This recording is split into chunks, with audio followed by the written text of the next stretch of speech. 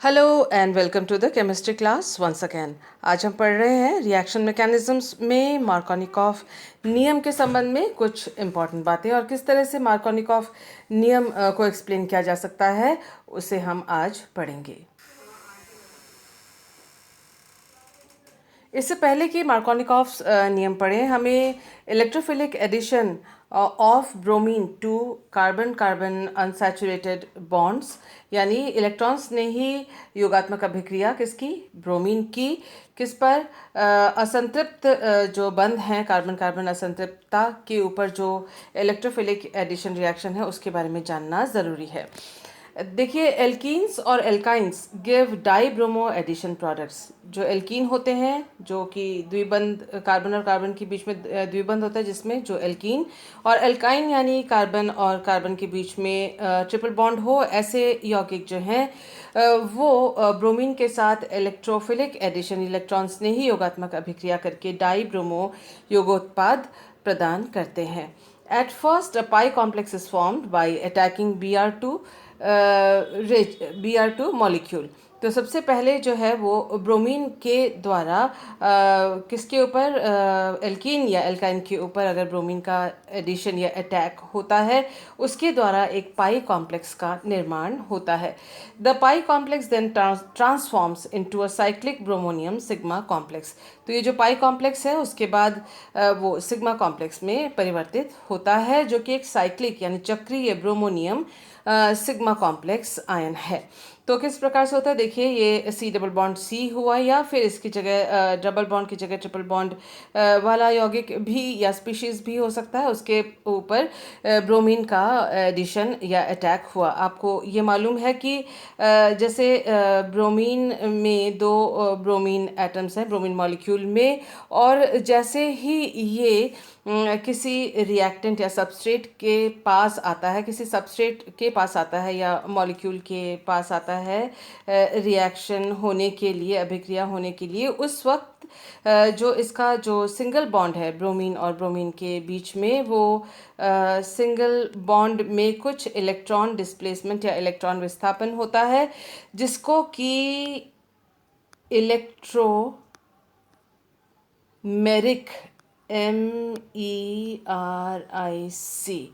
Electromeric प्रभाव के नाम से जाना जाता है। ELECTROMERIC,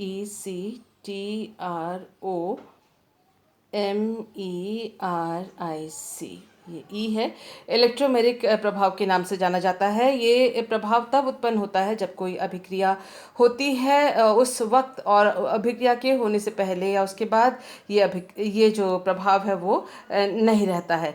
इस प्रभाव के द्वारा इलेक्ट्रॉन का डिस्प्लेसमेंट होता है, और जैसा कि आप देख सकते हैं विस्थापन जो होता है वो इस प्रकार से होता है कि बंध बनने में आसानी हो। जैसा कि आप यहाँ देख रहे हैं कि ब्रोमीन और ब्रोमीन एटम के बीच में, जो ब्रोमीन मॉलिक्यूल है उसके बीच में एक ब्रोमीन के ऊपर डेल्टा प्लस और दूसरे के ऊपर डेल्टा माइनस है, जबकि दोनों जो ब्रोमीन एटम हैं इनकी विद्युत ऋणता या इलेक्ट्रोनेगेटिविटी एक समान है, तो प्लस और माइनस तो हो नहीं सकता। लेकिन जब भी किसी सबस्ट्रेट या रिएक्शन सबस्ट्रेट के पास आते हैं या अभिक्रिया होने को होती है, उस समय इस प्रकार का एक जो इलेक्ट्रॉन का विस्थापन या इलेक्ट्रॉन डिस्प्लेसमेंट होता है। तो इस एरो के ऊपर या यहाँ पर आप लिख सकते हैं कि इलेक्ट्रोमेरिक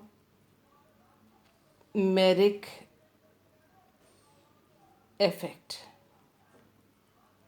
ये ई है, इलेक्ट्रोमैग्नेटिक इफेक्ट यहाँ लिखें तो आपका जो उत्तर होगा वो, और आपके जो नोट्स होंगे वो ज़्यादा अच्छे हो जाएंगे। और इसके बारे में आप नीचे लिख सकते हैं, ये है टेम्पररी इलेक्ट्रॉन विस्थापन प्रभाव, टेम्पररी इलेक्ट्रॉन डिस्प्लेसमेंट इफेक्ट है ये, और स्थायी नहीं है, अस्थायी इलेक्ट्रॉन विस्थापन प्रभाव है, जिसकी वजह से डेल्टा प्लस और डेल्टा माइनस इस प्रकार से बन रहा है ब्रोमीन मॉलिक्यूल के ऊपर। और ये जो दोनों एटम्स हैं इनके ऊपर आंशिक पॉजिटिव और आंशिक नेगेटिव चार्ज, पार्शियल पॉजिटिव और नेगेटिव चार्ज आ रहे हैं। इसी वजह से, इसी पार्शियल पॉजिटिव चार्ज की वजह से ये जो पाई इलेक्ट्रॉन्स की ओर ये अट्रैक्ट या आकर्षित होता है और एक लूज बॉन्ड के साथ ये एक कॉम्प्लेक्स बनाता है, संकुल बनाता है, जिसे पाई कॉम्प्लेक्स कहा जाता है और इस प्रकार से रिप्रेजेंट किया जाता है।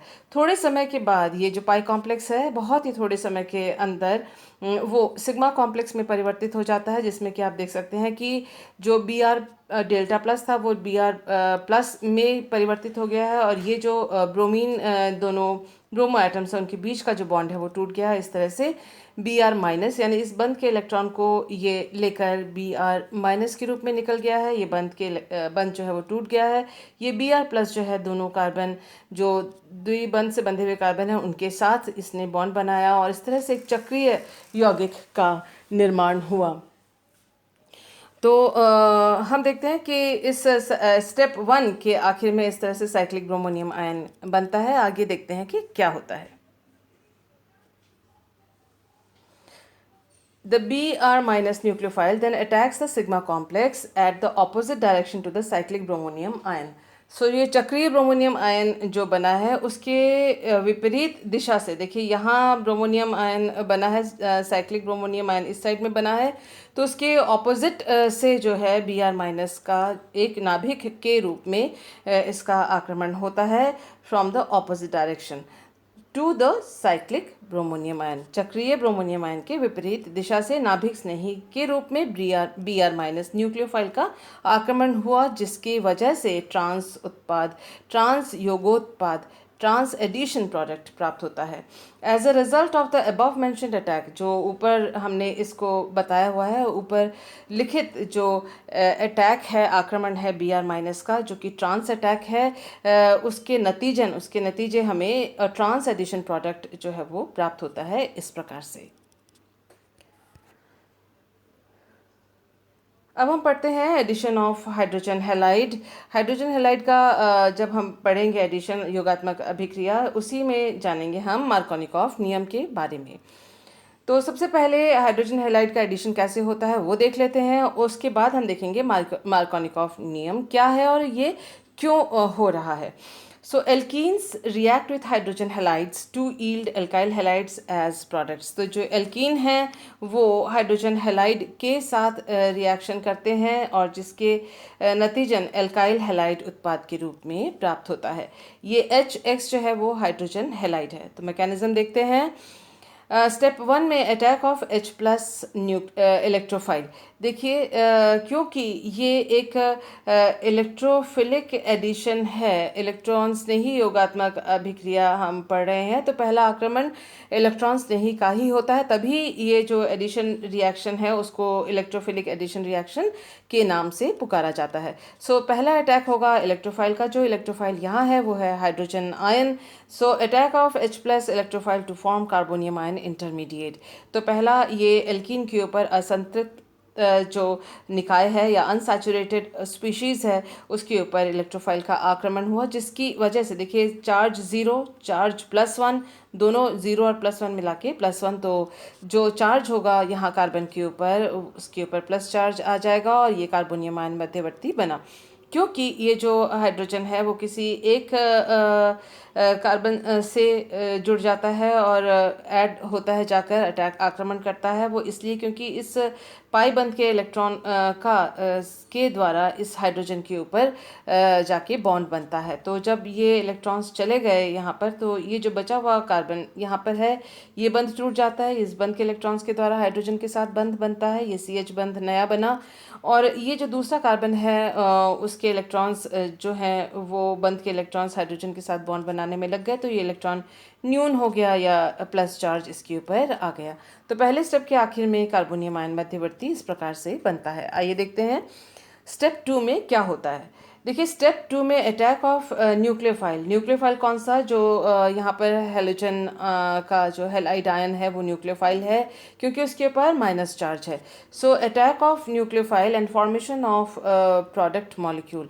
तो न्यूक्लियोफाइल का आक्रमण होगा इस प्लस चार्ज वाले केंद्र के ऊपर, इस कार्बोनियम आयन के ऊपर। न्यूक्लियोफाइल अपने इलेक्ट्रॉन पेयर के द्वारा, इलेक्ट्रॉन युग्म के द्वारा इसके ऊपर आक्रमण करता है और बंध बनाता है, और CX बंध का निर्माण इस तरह से होता है। और इस प्रकार से ये जो स्टेप है वो फास्ट स्टेप है, तीव्र गति वाला स्टेप है। इससे पहले वाला जो स्टेप था हमने देखा था वो स्लो स्टेप था।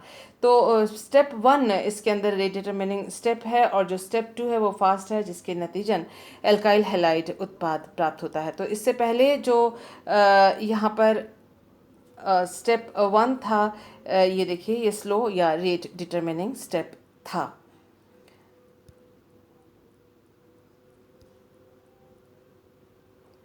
तो आइए आज अब हम देखते हैं कि मार्कोनिकॉफ नियम कब होता है, कब लागू होता है। देखिए, if alkene is unsymmetrical, then hydrogen of HX will add to that carbon atom of alkene which has more number of hydrogen atoms attached to it, and this is called Markovnikov's rule. एक बार फिर पढ़ लेते हैं। देखिए, if the alkene is unsymmetrical, यदि alkene जो है असम्मित है। असम्मित का क्या मतलब है? देखिए, ये एग्जाम्पल है, हम पढ़ रहे हैं addition C double bond C के ऊपर। C डबल बॉन्ड C के ऊपर अगर हम पढ़ रहे हैं तो इसमें भी, इस कार्बन पे भी 2 बॉन्ड्स फ्री हैं और इस वाले कार्बन पे भी 2 बॉन्ड्स फ्री हैं। यदि इनके ये सारे प्रतिस्थापित जो हैं एक समान होंगे तो उसे कहते हैं हम सिमेट्रिकल एल्कीन या सममित एल्कीन।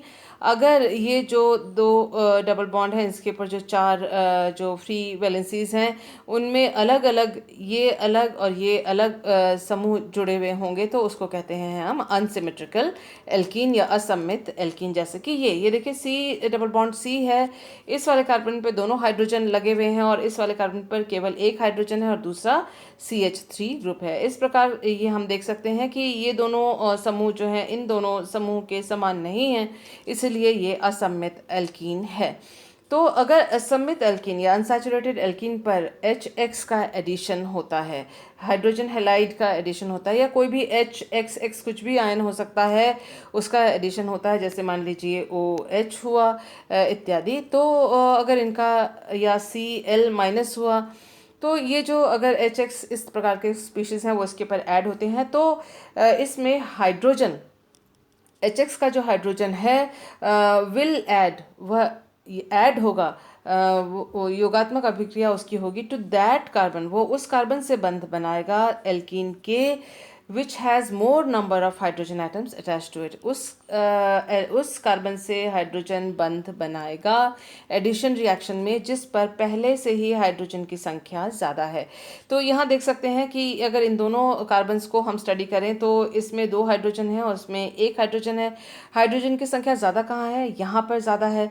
यहाँ ज़्यादा है तो हाइड्रोजन यहाँ जुड़ेगा, और इसको हम कहते हैं मार्कोनिकॉफ नियम। इस प्रकार से जुड़ने को हम कहते हैं Markovnikov rule. This is called as Markovnikov rule. तो HX में से H कहाँ जुड़ेगा? इस CH2 के साथ जुड़ेगा, क्योंकि यहाँ पर हाइड्रोजन की संख्या ज़्यादा है। तो बचा X उस कार्बन से जुड़ेगा जहाँ हाइड्रोजन की संख्या कम है। तो मेजर प्रोडक्ट ये होगा, जहाँ पर देखिए CH2 के साथ ये H जुड़ा है, ये वाला, और ये CH3 में, ये CH2 यहाँ CH3 में परिवर्तित हो गया है। ये CH2 जो है वो ये CH3 में परिवर्तित हो गया है। तो ये है मेजर प्रोडक्ट, और बहुत कम संख्या, कम अनुपात में, कम अमाउंट में जो है, बहुत कम संख्या में ये मॉलिक्यूल, प्रोडक्ट का मॉलिक्यूल होगा, या तो ये नहीं बनेगा या फिर ये बहुत बहुत कम बनेगा, जिसमें कि जो हाइड्रोजन उस कार्बन से जुड़ा हुआ है जहाँ पर पहले से उपस्थित हाइड्रोजन की संख्या कम है, जो कि यहाँ पर CH है। तो ये है मेजर, ये है माइनर, या ये कम मात्रा में बनेगा, ये अधिक मात्रा में बनेगा। इसी प्रकार से हमने अगर ये अनसिमेट्रिकल एल्कीन लिया है, देखिए यहाँ ये C डबल बॉन्ड C है, इसमें इस कार्बन पर हाइड्रोजन की संख्या ज़्यादा है और इसमें हाइड्रोजन, इस वाले कार्बन पर हाइड्रोजन की संख्या नहीं है। यहाँ पर 2 हाइड्रोजन है, यहाँ पर 0 हाइड्रोजन है। तो इसमें HX अगर जुड़ता है तो हाइड्रोजन कहाँ जुड़ना चाहिए? उस कार्बन पर जहाँ पर हाइड्रोजन की संख्या ज़्यादा है, यानी ये हाइड्रोजन यहाँ जुड़ना चाहिए, यानी CH3, और इस वाले कार्बन पर X जुड़ना चाहिए, जो कि यहाँ दिखाया गया है। लेकिन साथ ही साथ इसका उल्टा भी हो सकता है, ये प्रोडक्ट भी बन सकता है, लेकिन इसकी मात्रा बहुत बहुत कम होगी, तो इसीलिए ये माइनर प्रोडक्ट के रूप में यहाँ दर्शाया गया है।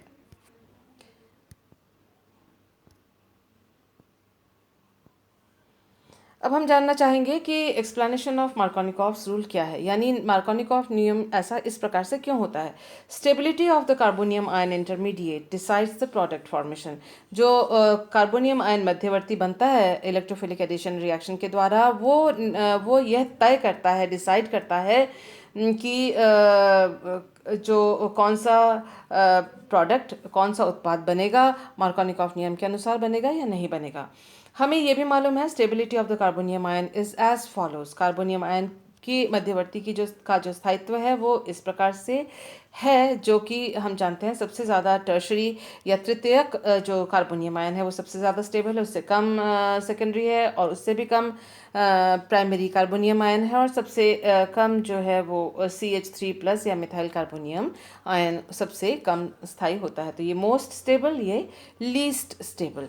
अब हम इस एग्जाम्पल पे आते हैं जो कि अनसिमेट्रिकल एल्कीन है। अनसिमेट्रिकल इसलिए क्योंकि इस कार्बन पर 2 हाइड्रोजन हैं और इस कार्बन पर 1 हाइड्रोजन और 1 CH3 है, यानी ये प्रतिस्थापी और ये प्रतिस्थापी एक समान नहीं है, इक्वल नहीं है, सेम टू सेम नहीं है, तो इसलिए ये अनसिमेट्रिकल एल्कीन है। तो इसमें हमने इसको 1, 2 एंड 3 हमने इन कार्बन एटम्स को मार्क किया, और स्टेप 1 में जो है हम क्योंकि इलेक्ट्रोफिलिक सब्स्टिट्यूशन रिएक्शन पढ़ रहे हैं तो स्टेप 1 जो है H+ का एडिशन हुआ। H+ का एडिशन 2 प्रकार से हो सकता है कि यदि हम जो H+ का एडिशन C1 को होता है, इस कार्बन पर होता है जहाँ पर हाइड्रोजन की संख्या ज़्यादा है, तो यहाँ देखिए CH2 पे C जो है वो हाइड्रोजन यहाँ जुड़ गया है, और जो कार्बोनियम आयन है वो जो प्लस चार्ज है वो 2 नंबर कार्बन पे गया है, तो यहाँ पर कार्बोनियम आयन का चार्ज यहाँ पर बन रहा है प्लस चार्ज, और ये बना है सेकेंडरी कार्बोनियम आयन। दूसरा तरीका ये हो सकता है जो H+ है वो यहाँ ना जुड़ के यहाँ जुड़े। अगर यहाँ जुड़ता है तो आप देखें कि C2 पे जुड़ा है, C2 पे जुड़ने पर देखिए CH और ये H C2 पे जुड़ा है, जिसकी वजह से CH2 पे जो इस कार्बन नंबर 1 पे प्लस चार्ज आ गया है, क्योंकि ये बंध टूटा, यहाँ पर हाइड्रोजन जुड़ा तो इस पे प्लस चार्ज आया, जो कि हमने यहाँ पर देखा। तो ये प्राइमरी कार्बोनियम आयन है और ये सेकेंडरी कार्बोनियम आयन है, ये प्राइमरी कार्बोनियम आयन है जैसा कि यहाँ पर लिखा भी हुआ है। तो primary carbonium ion less stable है, secondary carbonium ion more stable है। तो जो मध्यवर्ती अधिक स्थायी है वो अधिक मात्रा में बनेगा, जिसकी वजह से जो X- है वो यहाँ पर देखिए सेकंड स्टेप में यहाँ इस कार्बन पे जोड़ा, तो ये हमें उत्पाद मिला जो कि मार्कोनिकॉफ उत्पाद है। यहाँ पर हाइड्रोजन उस कार्बन पर गया है जहाँ पर पहले से हाइड्रोजन की संख्या ज़्यादा थी। यहाँ पर जो प्राइमरी कार्बोनियम आयन बना है वो कम स्थायी है, कम मात्रा में ये बनेगा। तो अगर ये कम मात्रा में बनेगा तो कम संख्या में ये प्रोडक्ट मॉलिक्यूल्स बनेंगे। तो X- जो है वो इस कार्बन पर जाके जुड़ेगा जहाँ पर पहले से हाइड्रोजन की जो संख्या ज़्यादा थी, तो ये माइनर प्रोडक्ट या कम मात्रा में बनने वाला उत्पाद होगा।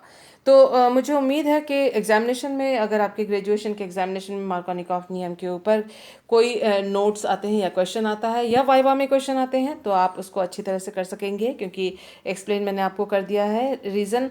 इसके अलावा मार्कोनिकॉफ नियम के ऊपर जो है कॉम्पिटिटिव एग्जामिनेशंस में भी जो है क्वेश्चंस आते हैं मल्टीपल चॉइस में। तो मुझे उम्मीद है इस एक्सप्लेनेशन के साथ आपको समझ में आ गई होगी कि हाइड्रोजन उस कार्बन से क्यों जुड़ता है, या पॉजिटिव पार्ट हाइड्रोजन यानी कोई जो पॉजिटिव स्पीशीज़ होता है रिएजेंट का, वो उस कार्बन पे क्यों जुड़ता है जहाँ पर पहले से हाइड्रोजन की संख्या ज़्यादा होती है, क्योंकि बनने वाला मध्यवर्ती अधिक स्थायी होता है। इसी प्रकार से, इसी वजह से मार्कोनिकॉफ उत्पाद प्राप्त होता है, और यही है मार्कोनिकॉफ नियम का आधार, स्थायित्व कार्बोनियम आयन मध्यवर्ती के कारण। So I hope that you have understood. आपको समझ में आया होगा, नोट्स आराम से आप बना पा रहे होंगे। इसके बावजूद भी अगर कोई प्रॉब्लम मार्कोनिकॉफ नियम के लिए समझने में आपको आती है, तो आप मुझे पर्सनल व्हाट्सएप नंबर पे कांटेक्ट कर सकते हैं। Thank you for being with me.